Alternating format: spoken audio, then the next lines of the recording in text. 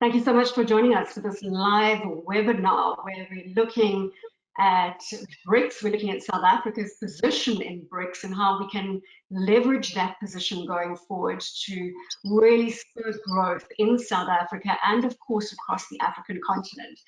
It's a critical conversation because South Africa in 2023 takes over the chairship of BRICS. Now joining me to take this discussion further, I have none other than Busi Mabuza, who is chairperson of the South African chapter of the BRICS Business Council, Willem van der Spey, who is Chief Director, Trade, Industry and Competition at the DTIC, Zam Planga, who is Chief Economist at Alex Forbes, and we've got Pranjal Sharma, who is a geoeconomic analyst and author. He's joining us all the way from New Delhi, India. Thank you so much for your time. Busi, I want to kick off from your side in terms of getting an understanding of what the chairship of BRICS actually means for South Africa and for Africa. Bronwyn, thank you so much for this opportunity.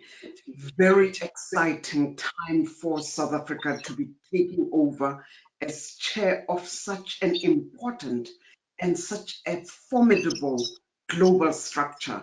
It's no secret that in addition to the 5 countries, Brazil, Russia, India, China, and South Africa, there are quite a few other countries that have already indicated a keen interest in joining this BRICS formation. This is a time, Bronwyn, and I'm glad that Pranjab is here, that we are clearly evidencing a global political and economic realignment of fantastic proportions. I think it's going to be totally defining. And for South Africa to have kind of hand over, possibly in the next few weeks, to us as South Africa to start defining the agenda of the BRICS nations politically, but most importantly, economically, is absolutely fantastic. Pranjal, I'm going to get you to add in here, given your geoeconomic analysis and effectively your thoughts on what the chairship specifically means for any of the countries that hold that title at a given time. Thank you, Bronwyn, and it's a pleasure to be here with everybody. I think that broadly, I mean, if I step back before talking about BRICS, I think the most important thing you have to realize is that emerging markets, developing economies have to set the agenda for growth and the next phase of globalization of the world.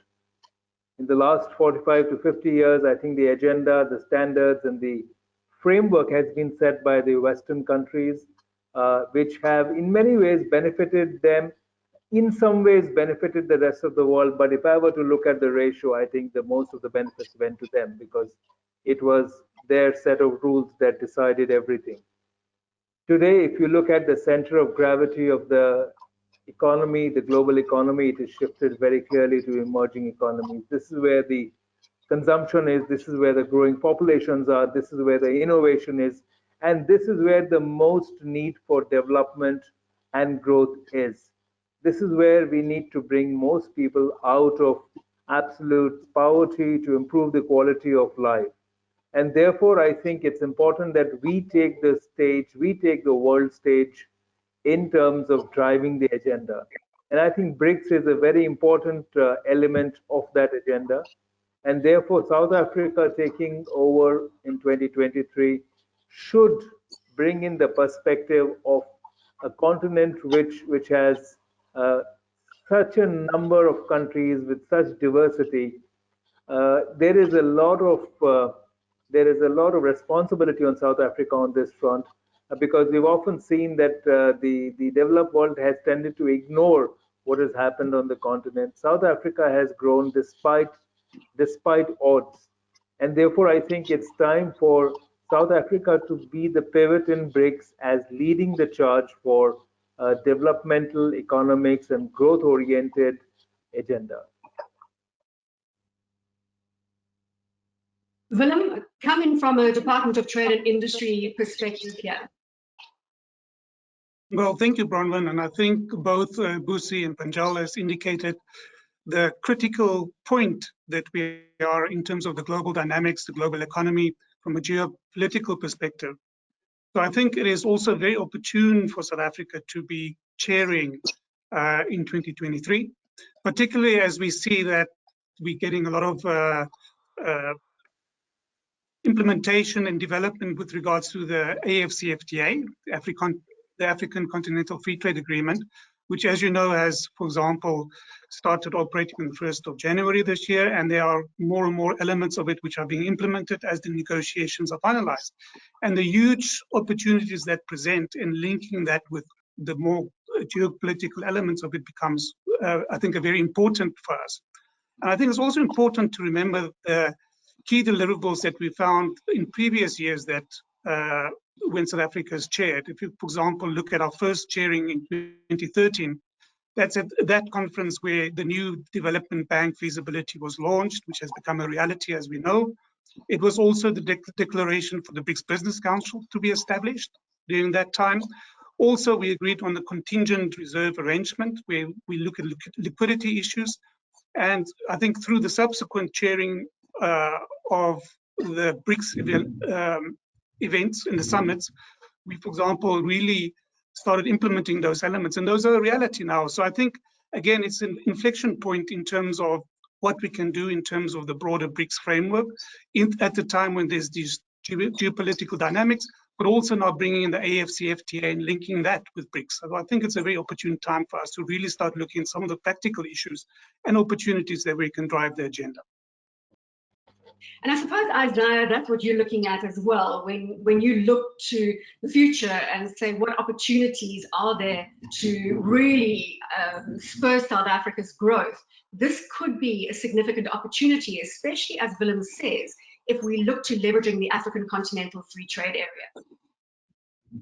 Absolutely, Bronwyn, and thank you for having me. And as all the other panelists have already mentioned, I think this is an opportune time for South Africa to be taking the chairmanship, especially after the COP27, which has been dubbed the COP of Africa. Yet again, we have a major grouping of emerging markets that are quite influential within the global policy arena being staged in South Africa, within the African continent. I think this is also an opportunity to think about the just energy transition, not just for South Africa, but for the continent as a whole. Because what we are seeing from the advanced economy seems to be a repeat of the sort of development agenda that we have seen in the last 30 years or so, where development in Africa has been largely aid-driven and less investment. In this time around, with the just energy transition, we see a lot of denial for many African countries to power their own economies, which in a way that might actually jeopardize that transition. So I think it's an opportune time for South Africa to take this leadership to shape how the transition is going to happen over the many years that are coming in a way that benefits developing economies, in a way that makes sure that developing economies are not jeopardized in that transition. I think South Africa needs to take a lead, especially given that it's the largest polluter in the continent. It can take a lead in how it should happen in the rest of the continent. Busi, I want to get a sense of the practicalities of what 2023 means for South Africa leading up to August. Can you give me a sense of the kind of engagements we're going to see on the ground as we lead up to the big event? So first of all, Bronwyn, if I can start with the country theme, which was announced by Minister Pandor some few weeks ago. I think it was about a couple of months ago. And this is BRICS and Africa, partnership for mutually accelerated growth, development, and inclusive multilateralism. So this is, it talks to exactly what every one of my colleagues has already pointed to as an absolute opportunity. We in business see this as an ideal opportunity to reignite the economic recovery, not just of South Africa post-COVID, but of the African continent post-COVID. So our work is going to start almost immediately, probably end of January, early February, because we have to accommodate agendas such as Davos and others. We are going to see an BRICS economic endeavor. We are going to see sector-focused engagements. Green economy is features high on that list, and therefore energy will fall under that green economy agenda. We have sectors that have an interest, such as manufacturing and agriculture, where we have seen some inroads into the BRICS countries, but not nearly enough. As you know, the African continent exports still quite a lot of raw material from the continent into other countries, and increasingly the BRICS countries have become major takers of these economies.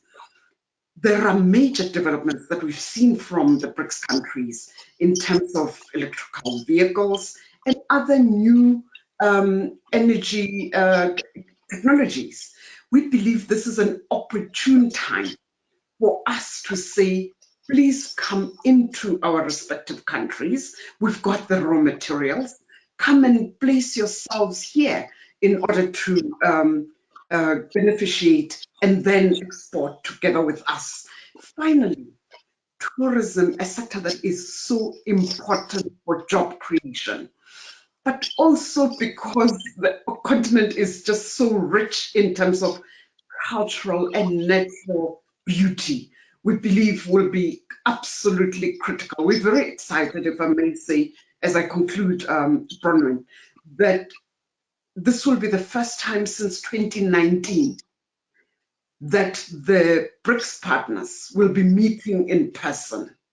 So we are going to leave no stone unturned in terms of preparing and making sure that the partner countries spend as much time here as possible, leading up to the summit, which is probably going to occur in early August, and thereafter cementing the deals that will have been signed during that time. So it is going to be an investment trade opportunity showcase of note. Certainly sounds like the good news we are needing. Pranjal, talk to me about South Africa being able to ignite growth for Africa through this partnership, and what, in your mind, is the reality? I like the phrase which Busi used, which the minister, honorable minister, mentioned as a theme, and especially the phrase multilateral, inclusive multilateralism. I think that's sorely missed in the world today. We've had some great multilateral institutions, but have they been inclusive? I don't think so, and that has been India's position also for several years, that the multilateral organizations have been completely captured by certain interests, and they don't reflect the interest of the world as they should. Now, I think that let's place South Africa at the center of BRICS. I think to begin with, the immediate relationship within BRICS has to be leveraged by South Africa. In some ways, despite the various differences which will always be there between countries, South Africa should consider creating structures where with Brazil, Russia, India, we should, and China, of course, ensure that the investment and the collaboration in South Africa is for Africa. It's not for the benefit of the other countries. First, I think it's very important. You know, in India, we've started using the phrase called Atmanirbhar, which means self-reliance. I think the first step that South Africa should do is the same, which is create self-reliance for the continent. It has to be driven by South Africa. You have shown the path for several years now. It has now to radiate to the region, and which means that while China has been investing, you have to go beyond China's just investment, but creating capacity and capability, so that after a little bit of input from China, you are able to do it yourself. Similarly, if you bring in so there is the economic infrastructure and there is the social infrastructure. So economic infrastructure has come from China. Social infrastructure should be enhanced from India and Russia, for example, where you build skills, you build talent, you build education services, you build health services, and not just as a constant support, but as self-reliant, sustainable entities, businesses, models, which will outlast any support. And I like the fact what Isa said, and I think Willem has also said, that we cannot focus on aid-based growth anymore. In India, we've been able to throw away that burden we had on our shoulder of being dependent on aid. And the funny thing is that many Western countries were upset that when we stopped taking aids, because when we stopped taking aid from the Western world, they got upset because we stopped also listening to them, right? So if you take aid, you also have to listen to them and follow their line, follow their path, and follow their instructions. So there is a set of people who would not want this aid-based growth to go away. They would not want private capital-led growth to come in. And therefore, it's very important that South Africa works with BRICS to build that foundation of capabilities and capacities, which will ensure that not just South Africa, but the entire region stands up on its feet and deals with the world from a position of strength. If I could just add to that, Willem, I think we've seen. yes, sure, go ahead, Isaac. I think we've seen during COVID where the multilateral institutions actually failed to deliver for poorer countries, for emerging markets as far as vaccines are concerned. It was South Africa alongside India and other emerging markets that stood up and said, we need vaccines for developing economies, for poorer countries, and the rich countries should give over those vaccines which they have hoarded more than what they needed. And eventually we saw that happening. In the similar vein, South Africa's chairmanship, we could really dub it the African BRICS chairmanship in 2023, because South Africa does not just represent its own interest. It represents the aspirations of the whole continent for emerging markets broadly in terms of what sort of investment we need as poorer countries, developing economies, to make sure that we can grow our economies. What sort of infrastructure do we need? Not just extractive infrastructure that is here just to extract minerals out of the continent, but infrastructure that can actually grow even the services sector, including the whole technology sector that is now the subject of competition within the advanced economies. So we have to stand in South Africa looking out for other emerging markets, but the African continent as a whole, in terms of what we need as far as the type of investment that we require, but also the skills transfer that we should get from the rest of the world. Isaiah, I think you bring up some very key points there, specifically how BRICS was able to support one another over the COVID-19 pandemic, and specifically when it comes to the vaccines. Willem, let's pick up on the point you made earlier. You mentioned the African Continental Free Trade Area, and we have just touched on the surface. We're looking at a $3.4 trillion free trade area if we get AFCFTA right. And if you think about the timing of BRICS leading to, as Busi said, the summit potentially early August, this could be the exact window to bring to reality the potential of AFCFTA. Can you just take that thought process a little further? Yes, thank you, Bronwyn. And I think important points that have been raised in terms of what we should focus within BRICS, and then also that link then with the broader continent through the AFCFTA. So a couple of things. I mean, obviously within BRICS, and I think that's why we're also working very closely with the South African BRICS Business Council. As governments, we are creating a framework, And it's a systematic framework that we are creating, because the reality is, because of past historical structures of trade and also relations, for example, it is not something which is maybe natural for us to take place. I mean, we are countries which are like-minded in our approach, for example, and we all adopt a process of non-interference, equality, and mutual benefit, which are also elements which we, as within the AFCFTA, are advancing.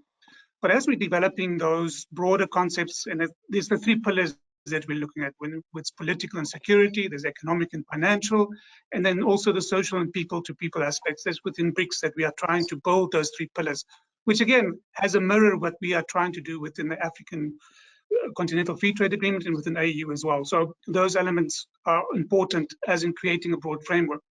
But the importance of us, for example, working very closely with the South African BRICS Business Council is to see how can we concretize the benefits for the BRICS members, and then obviously the discussion of South Africa's chair, the link with the AFCFTA. Obviously, increased trade, increased investment, technology transfer, skills transfer, and tourism are some of the key elements that we want to drive. Now, I think what is very important with this process is to say that the structure of trade, and that is with South Africa within BRICS, and then also the broader continent, obviously still is weighted more towards the elements of us exporting raw materials and importing value-added products. And that is true not just for BRICS, but within the broader trade continent. If we look at the continent as well, with the rest of the world. In South Africa, with some of our partners, we have more value-added trade. So we will keep on working in that value-added trade component. But I think what is very interesting and where there's a strong alignment is the issue that the key point that we are driving within BRICS now, and particularly the agenda now, is what you call industrialization to diversify supply chains for resilience. And I think that has two aspects to it. One, in the geopolitical environment, what 2019 and subsequently the COVID pandemic showed us is to say that while there were some positive elements to these huge global supply chains, which, for example, located production of certain issues in certain areas, the disruption in the flow of production, one, caused obviously severe disturbance. So some of that which we are still feeling, for example, the area of semiconductors, vehicles, and those elements. So I think there's a realization at the geopolitical level to say we need to diversify our supply chains. Now, again, as we look at the AFCFTA, one of the components is, for example, increased trade, but there's also a strong emphasis on developing industrial value chains in the continent. And those industrial value chains are based on existing, for example, developing a more value-added manufacturing value chains across the continent based on our skills and capacity. And that's where we bring in BRICS partners as well, for example, where they have established existing capacity. South Africa has some capacity, but I think if we partner in joint venture, we can really grow value-added exports to the rest of the world, also within BRICS, by developing those value chains, like, for example, in existing manufacturing space. But the second area is in the new areas. For example, you've mentioned the vaccines. Busi mentioned areas about electric vehicles, batteries, where, for example, we have technology, we have some manufacturing capacity, but our BRICS partners have technology and know-how. And through those partnerships, we can really develop industrial value chains. Through these partnerships, our BRICS partners can also unlock the opportunities of value that the AFCFTA presents, and you've given those numbers. I mean, it is all but about 54 countries which we're able to trade. You gave the number of the market, also large young population, mostly of that. So there's a future consumer growth that we are looking at, and this is a way through mutual beneficial investments that we can develop value chains, which will then derive practical benefits in terms of trade investment in the continent. So I'll just leave it. I've been doing a lot of traveling across the continent, like most of you, and I was absolutely delighted when I was in Rwanda recently to learn that the first consignment of coffee had gone to Ghana for beneficiation. And I just thought, you know what, we are shifting that needle, and these examples are coming quickly to the fore. Busi, we do need to touch on the elephant in the room, and I think Willem opened the door, because you mentioned, Willem, the geopolitical environment, and we can't have this conversation and ignore Russia in terms of Russia, Ukraine, and the alignment that we've got in BRICS, what that ultimately means and how you're dealing with it Busi, from a South African perspective? So from a business perspective, Bronwyn, the business unit South Africa, right at the beginning of the war between Ukraine and Russia, issued a statement indicating the acknowledgement of the humanitarian crisis that we were witnessing at the time and that we continue to witness. It has, the situation has impacted businesses, South African businesses that had production facilities both in Russia and in the Ukraine. So this is a situation that we're keen to see resolved as soon as possible. And we hope that our political principles will amplify their voices. They did call on the two nations to sit at a round table. We haven't seen any movement on that side. So I am very keen for our government to reissue that call and to rally the other BRICS nations in ensuring that we can see these countries sit at a table and resolve the situation. There is opportunity for us in both countries. We would like to remain friends with both countries. So, and we, of course, would like to see the people come back to normalcy. We've been, as South Africans, exposed to situations that were a humanitarian crisis at the time. So our empathies are with the people there. Pranjal, from your vista there in New Delhi, weigh in on this very topic. I would like to agree with Busi. I think India also has taken a path where we are saying that we don't want the war. We don't think this is a good idea, but at the same time, we are not saying that that we are friends with both the countries, and we've had historical relationships with both. We don't want the conflict to continue. We want it to end. I don't want to get into the reasons for the conflict because then we'll widen the scope of the discussion to who caused it and what was the trigger, etc. But the fact is that it has made a huge impact on the global supply chains. It has had an impact on energy. It has triggered an energy crisis in Europe. But it also brings to mind some lessons that we have to learn. I would like to say that this is a crisis of Europe, which has a global impact, but it's not a global crisis alone. There are enough crises in our backyards for us to focus on. So yes, we will feel the ripple effects, but Asia and Africa have to focus on themselves, even though there have been attempts from Europe to say that, well, forget about your troubles and just focus on our troubles. And our foreign minister has actually gone on record saying that it gives the impression that Europe feels that Europe's problems are the world's problems, but the world's problems are not Europe's problems. So I think we have to get out of that mindset, and strong leadership in countries like India and South Africa have ensured that the emerging economies have the confidence to stand up and say, well, yes, that's a problem, but we have to deal with our issues as well. I want to comment on the African Free Trade Agreement. One of the ways to focus for South Africa to work with BRICS, perhaps in my view, could be, let's say, a single point agenda. And what could that single point agenda be? And it links to Ukraine and Russia as well.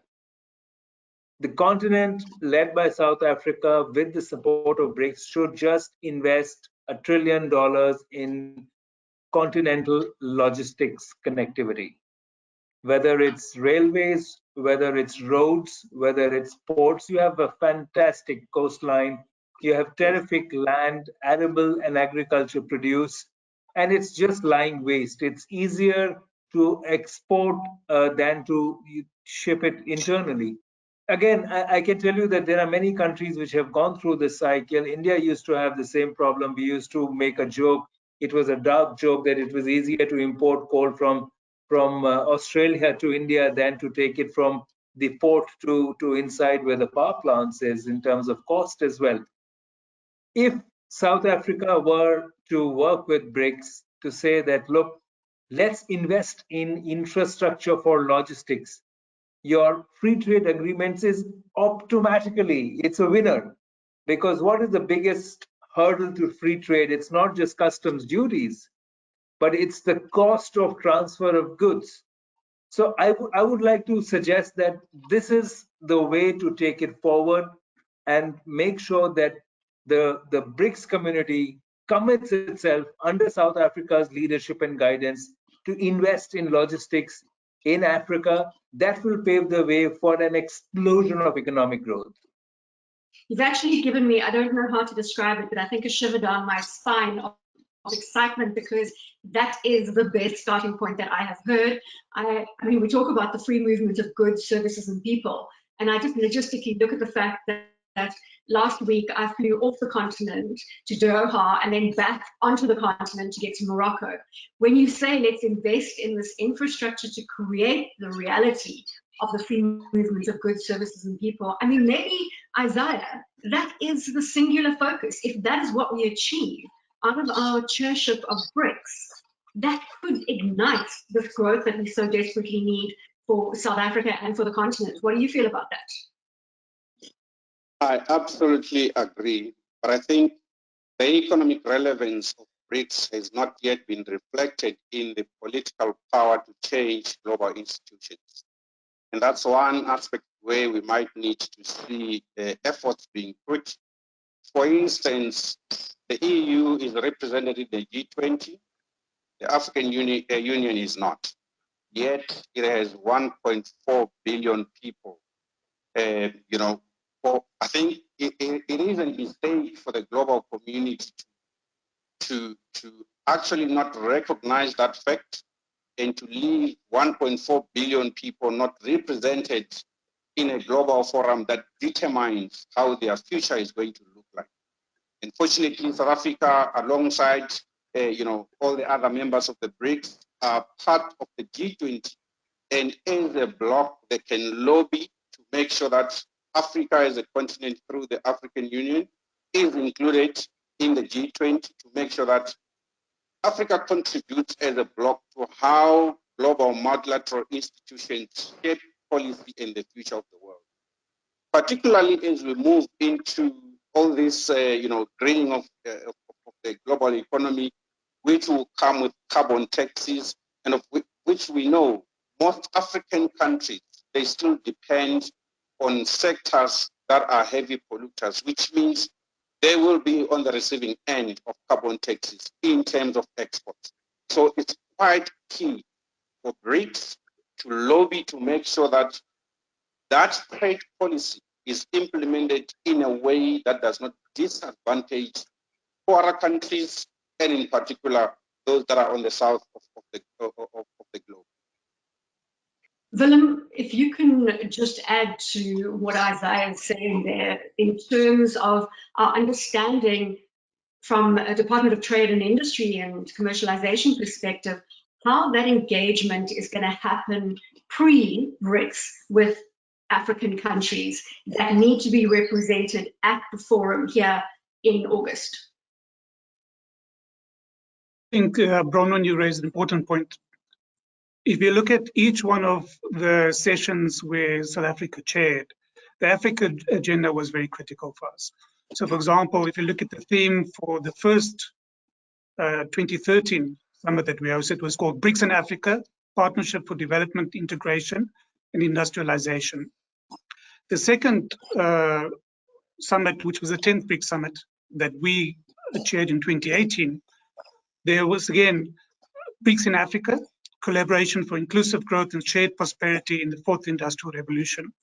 And was very important is not just the agenda that we had at that time, but for example, South Africa had a very strong outreach program. So participation include with the BRICS leaders, the chair of the AU Commission chair, the chair of NIPAD, heads of state and government implementation committee, the heads of state of government chairing of the regional economic groupings, with all SADC members present, for example, the president of the African Development Bank and the chief executive officer of the NIPAD Planning and Coordinating Agency. So that was what we did in 2018, and obviously we will build within that one. And I think, as we raised the element of the AFCFTA is a very critical component.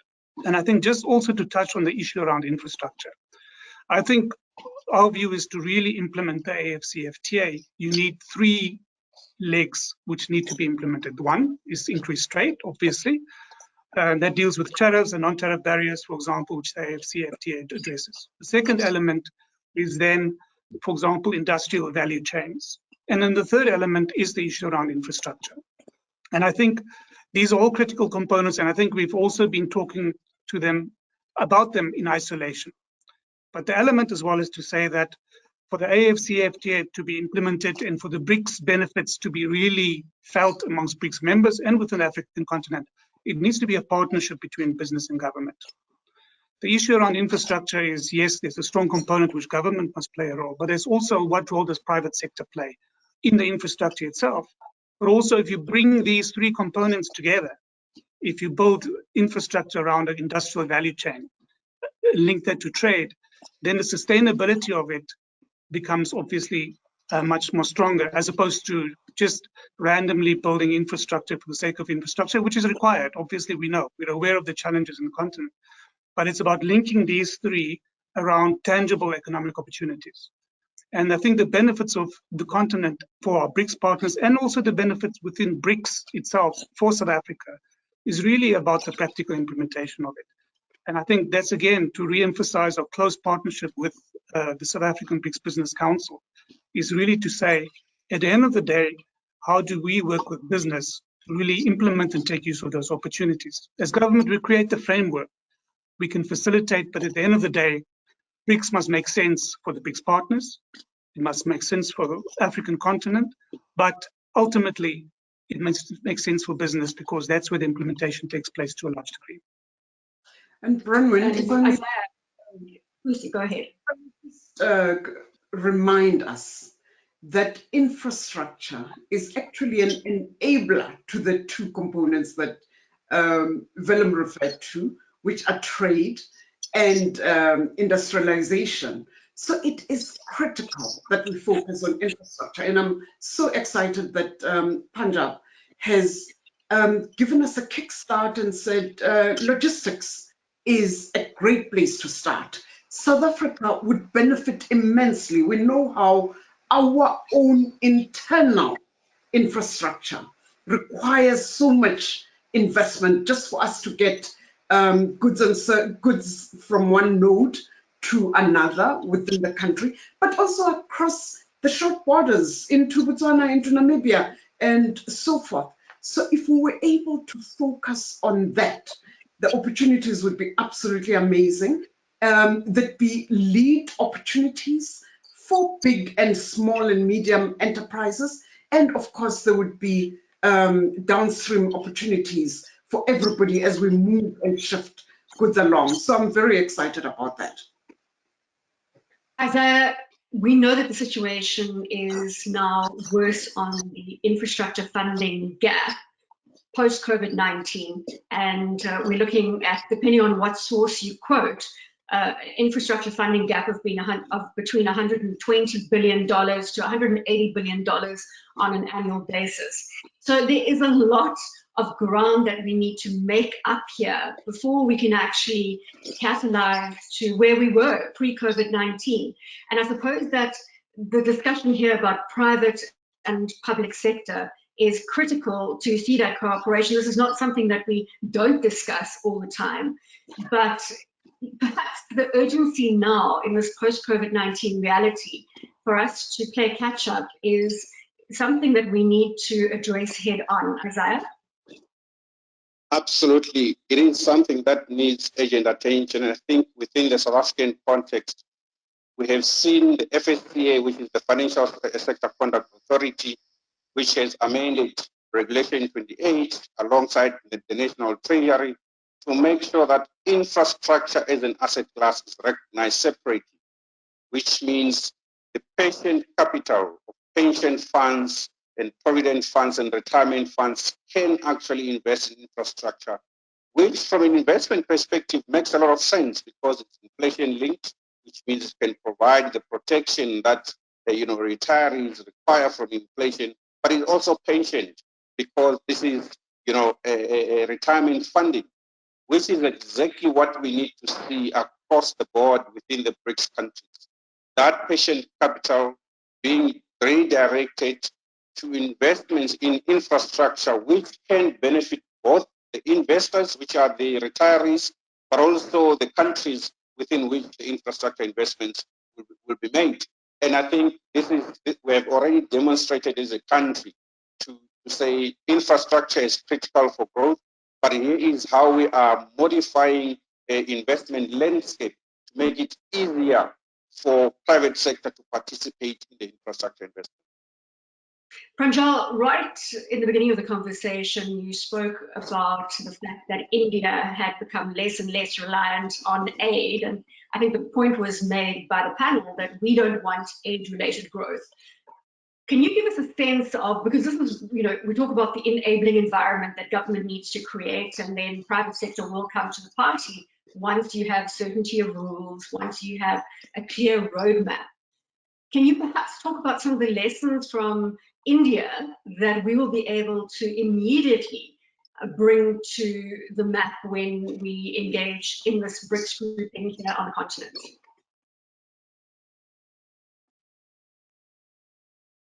Absolutely, Bronwyn. So there are several examples of that.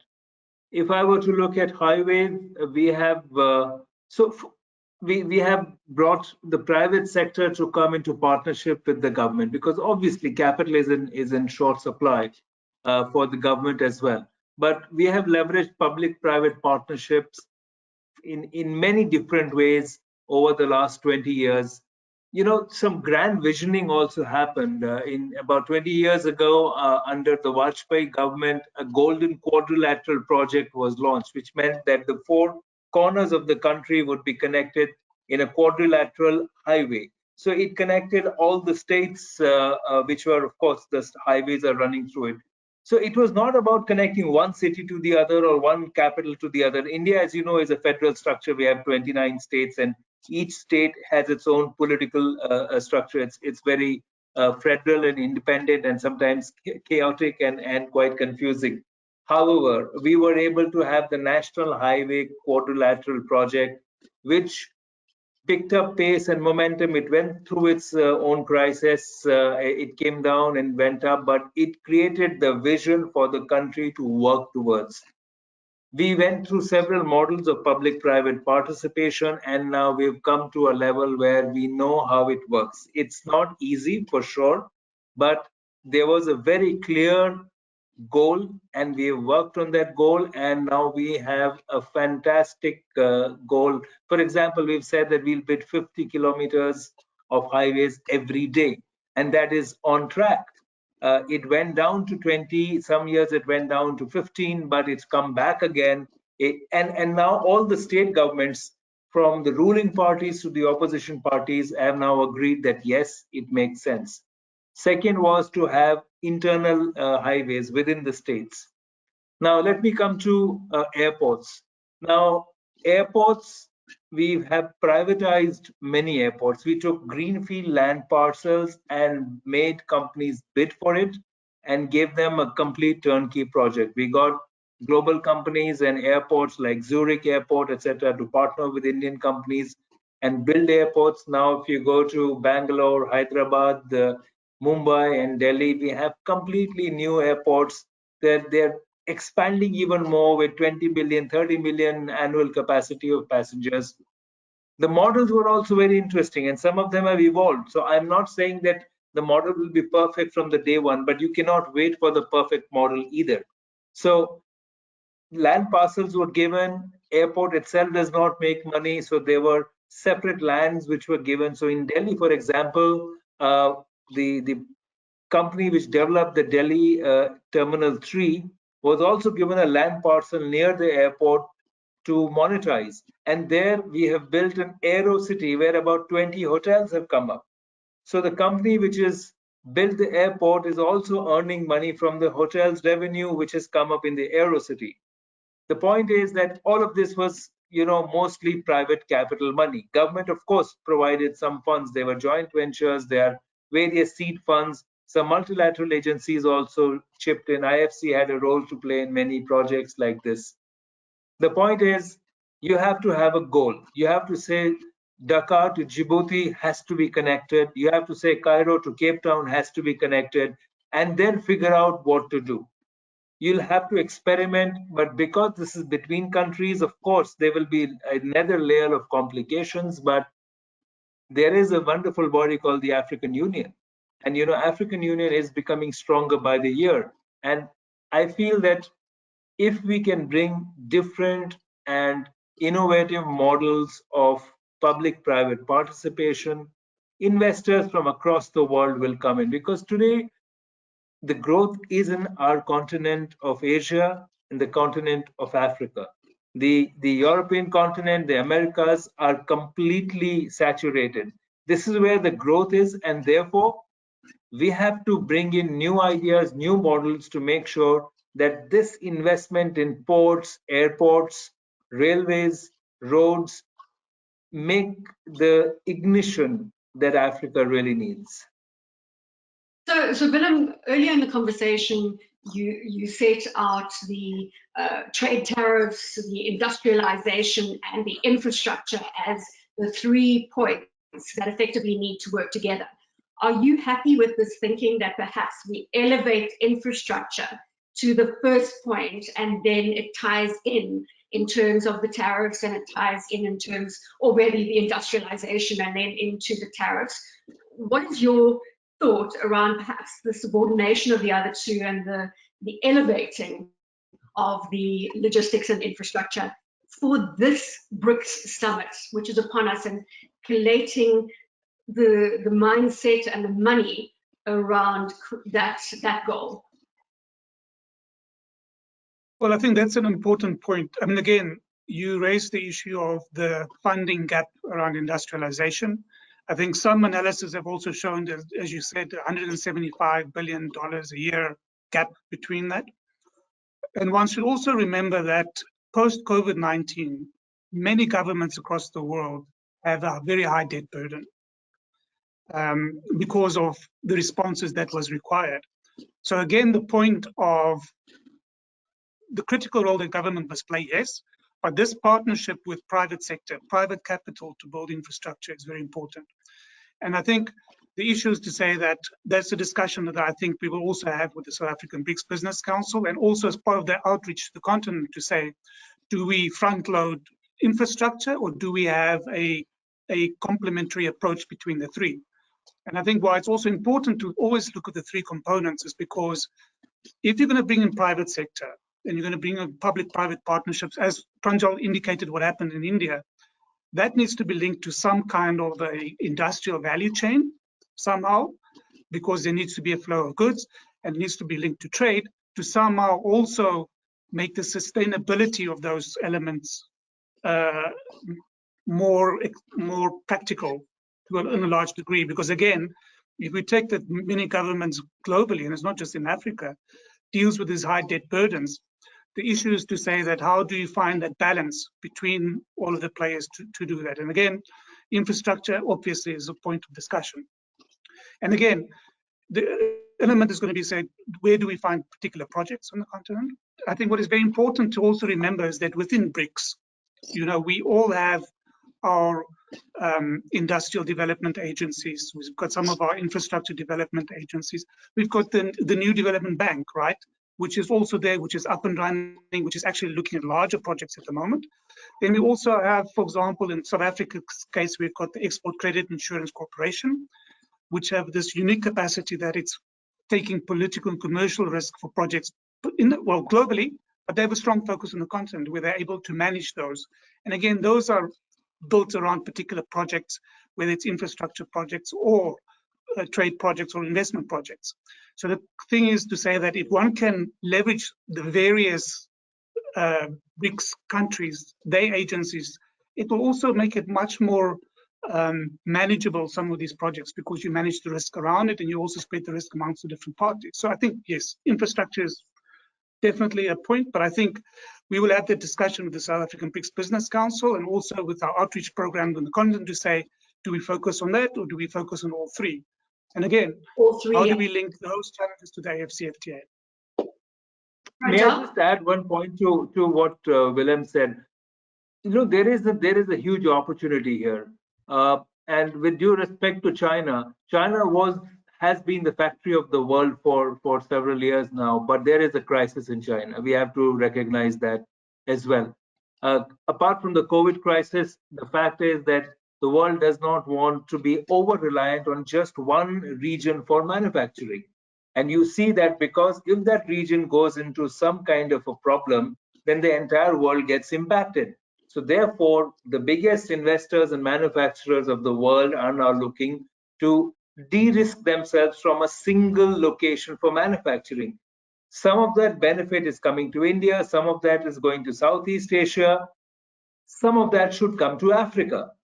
Now, if Africa were to step up and say, look, we can do it, and Rwanda has shown some very good examples with Volkswagen's investment in Rwanda to assemble the vehicles. South Africa is a great manufacturing country. Why not spend it and expand it to other regions as well? So therefore, I think if we were to talk about manufacturing investment in Africa and logistics investment in Africa 2 years ago, 3 years ago, it would have sounded a bit less credible. But today, I think it's far more viable.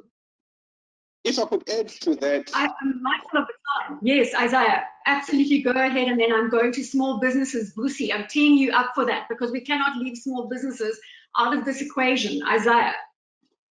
Yeah, if I could add one area where Africa can actually position itself as a hub for manufacturing, it is to do with the decarbonization of the global economy.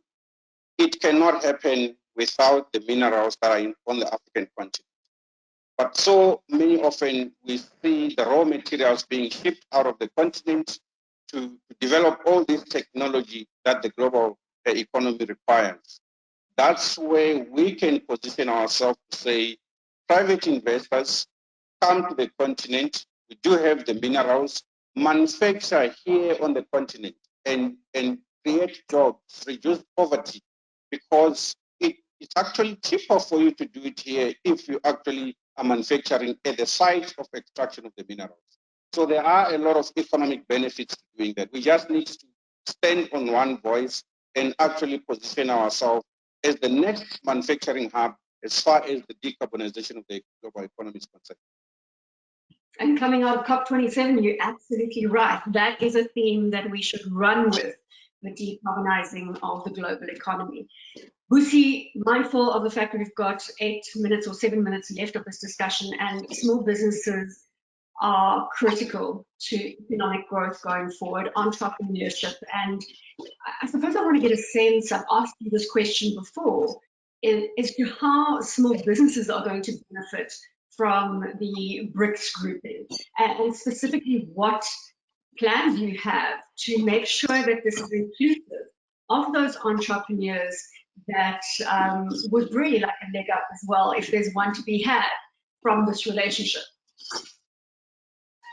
Bronwyn, in addition to what you've said, actually, small businesses are very important in developing economies, and they have a much higher job creation intensity than the large businesses. So this is an area that we are paying particular attention to, especially after in a review exercise that we did as the BRICS Business Council, seeing that we're going to be celebrating our 10th anniversary when we take over the chairship, of how effective we've been as a BRICS Business Council. We were told that we could have done better in including small, medium enterprises. That's one of the opportunities that we see going forward.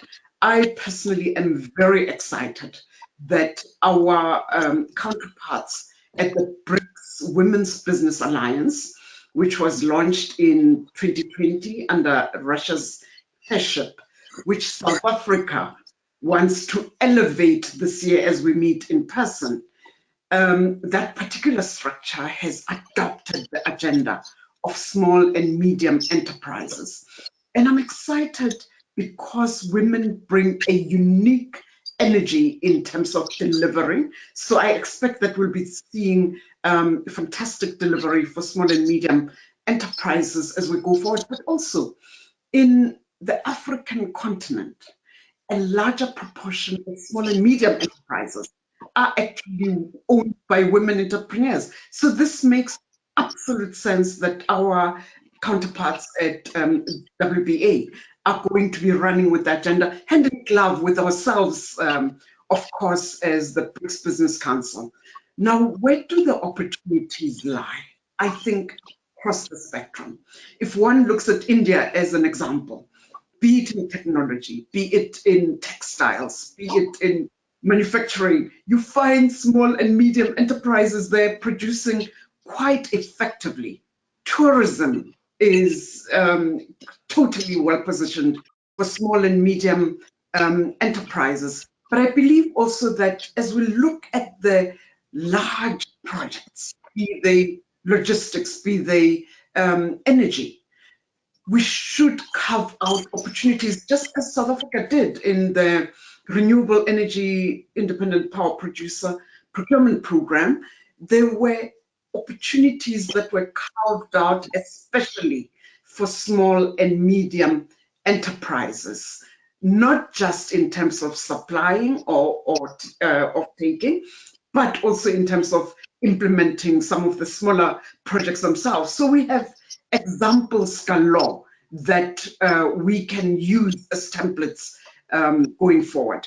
If I may just, as I conclude, remind us that in the Mumbai airport, Pranjal, you may recall, 3 South African companies, Airports Company South Africa, Bidvest, and Old Mutual, partnered in with the local promoter in actually delivering that absolutely beautiful airport, which is a total gallery that I always want to spend enough time in. We partnered in the delivery of the new terminal at in Brazil, in Sao Paulo. So we have examples, and I think we're ready to actually action as we take over the chairship. I'm going to challenge you all. There's 3 minutes left on this webinar. I'm now taking you forward 9 months. We're at the end of August 2023. We have been through the BRICS Summit, and we are now in a post-BRICS Summit conversation celebrating the successes of that summit. In terms of the analysis that you are doing, the discussions that we are having, what is the critical success factor to come out? So I want you here to distill what you are looking for in your individual position. The headline that stands out post the BRICS Summit in 2023 that really demonstrates that we have achieved what we should achieve, what we are looking for in terms of leveraging both South Africa's position and the African continent. So I'm hoping you're all looking at me and thinking, how am I going to do this? You're looking for that headline. So I'll start. For me, the headline is that BRICS 2023 brings together the Brazil, Russia, India, China, South African grouping to unlock, I'm sorry I'm stealing it from you, Pranjal, to unlock $1 trillion in infrastructure spending across the African continent. That's my headline. Sorry, Pranjal. Isaiah, I'm coming to you here. For me, it would be Africa, the next center of global manufacturing for decarbonizing the global economy. Willem. For us, I think twofold. One, for example, our recent analysis, if you look at dollar trade and look what's called mirror data, i.e. imports from other countries, which they registered for South Africa, BRICS still represents about 30% of South Africa's trade in 2021. So building on that, I think, and working with the South African BRICS Business Council and South African businesses, small, medium, and larger businesses, is to secure investment, exports, technology transfer, and then processes around skills transfer. And then with the continent to see how can we have some practical, tangible projects, whether it's around industrial value chains or whether it's around infrastructure. to say that at the end of the day, I'm not going to put a target to it, but if we have tangible projects and orders, then that will be a success. And I think that is what we as the DTIC is also targeting in, for example, in our own activities to say, did we get orders? Did we get investment secured? And then in Africa, could we have some kind of projects that we started as catalysts? Excellent. So did we get orders, did we get investment, and did we get projects that are started, that have been conceived, that in the boardroom, that will actually come to fruition? And hopefully we'll be able to measure the numbers of those very shortly after the BRICS summit. Pranjal. So, Bronwyn, you took my headline away, but I will offer another headline. I would say that South Africa triggers BRICS to transform Africa into a potential driver of global growth. Very powerful. We like that. And Busi Mabuza, let's see what you have in store for us. $1 billion invested in an ESG fund that will focus on the African continent. Wonderful. Now, do you know what I've done? I've actually set our vision board for BRICS, which means that we can work towards creating those headlines as a reality. It's been an absolute pleasure chatting to you all today. Thank you so much. And as we gather momentum towards August, hoping we're going to have many more of these conversations that will really make those headlines a reality by the time we come to August 2023. Just official thank you, Busi Mabuza, Chairperson of the South African chapter of the BRICS Business Council, Willem van der Spey, Chief Director, Trade, Industry and Competition at the DTIC, Isaiah Maplanga, Chief Economist at Alex Forbes, and Pranjal Sharma, Geoeconomic Analyst and author in New Delhi, India. Thank you so much for joining us on this live webinar and capitalizing the conversation in December 2022 to make sure that we start achieving those milestones as we move to January 2023. Thank you for your time. Thank you. Thank you. Thank you. Thank you, Brian.